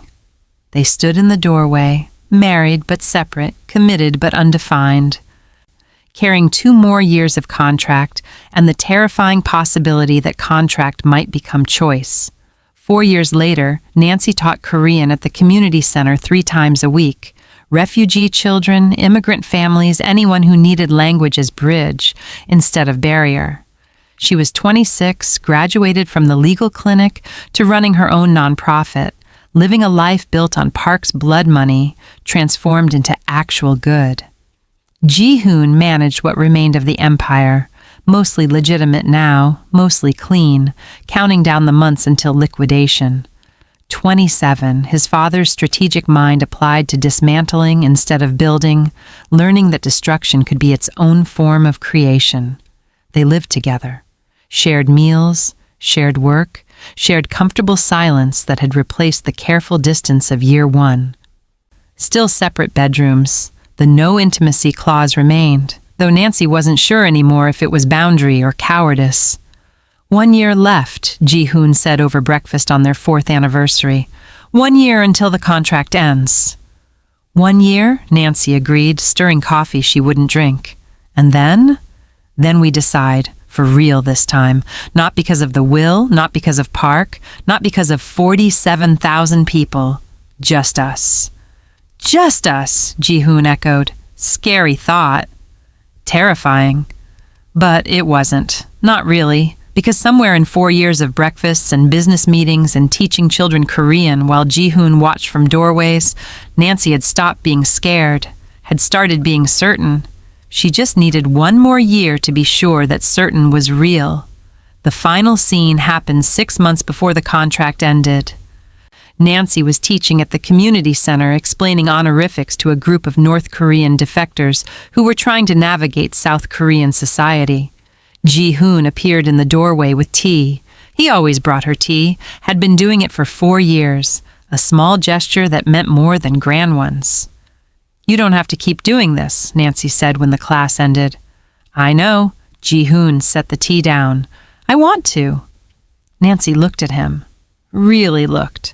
Saw not the boy in the safe room or the heir to a criminal empire, but the man who'd chosen transformation over inheritance, who'd honored her freedom even when it cost him, who'd spent 4 years proving that love could be built slowly instead of forced quickly. Ji-hoon, her voice was steady. I don't think I want the contract to end. His breath caught. What? Not because of obligation, not because of gratitude, not because I'm scared to be alone. Nancy stood, closed the distance between them for the first time in 4 years. Because I choose you. I've been choosing you for longer than I wanted to admit. And in 6 months when the contract ends, I want to choose you again. For real this time. Ji-hoon's smile started small, grew into something that transformed his whole face. Are you sure? Because I need you to be sure, Nancy. I can't. I'm sure. She was. Finally. I love you. Not the contract, not the obligation, not the empire we've dismantled together. You, Ji-hoon, the man who brings me tea and watches me teach Korean and has spent 4 years giving me space to figure out if this is real. It's real, Ji-hoon breathed. For me, it's been real since we were kids. For me, it's been real since you told me you'd wait as long as it took. That's when I knew. They didn't kiss. Not yet. That felt like a step they'd take when the contract actually ended, when choice was unambiguous and freedom was certain. But they held hands, like they had in a safe room 20 years ago, like they'd been holding hands through 4 years of proximity that had become partnership, that had become love. 6 months later, the liquidation happened exactly as planned. Every asset sold, every profit donated. The Park Empire dissolved into ethical organizations and employee-owned cooperatives and endowments that would outlast the name. 47,000 people kept their jobs, their security, their futures. Nancy and Ji-hoon signed the final documents in Ms. Yoon's office. 5 years after their wedding, the contract was complete. They were free to walk away. They walked out together instead, married for real now. Not because a dead man's will demanded it, but because they chose it. Every day, they chose each other. Nancy kept teaching Korean. Ji-hoon started a foundation for North Korean resettlement. They lived in a smaller house they bought themselves without Park's ghost in the walls, with 2 bedrooms that gradually became 1. Seoul kept spinning. The city never quite slept. And in its neon-soaked streets, Nancy Stein and Ji-hoon Park built a life on their own terms. 2 people who'd survived blood money and obligation and a love they'd been too scared to name until they were brave enough to choose it. Nancy had saved a man's life when she was 7, had saved it again at 22, and at 27, she was learning that the person she'd been saving all along was herself. Nancy Stein saved a man's life when she was 7 years old. She saved it again when she was 22. But the person she's learning to save now? That's herself. Some debts can't be measured in money. Some marriages aren't about love at first sight. They're about love at long last. And some prisons are just kingdoms we're too afraid to rule. Nancy spent her life being invisible, but she's learning that being seen isn't the same as being owned. And sometimes the best revenge against a dead man's will is to live on your own terms. If this story moved you, if Nancy and Ji-hoon's journey made you believe in second chances, in love that's earned instead of owed, hit that subscribe button, because we're just getting started. There are more stories of courage, sacrifice, and the messy, beautiful thing we call love. Join this family. Subscribe for stories that matter, stories that stay with you, stories like Nancy's.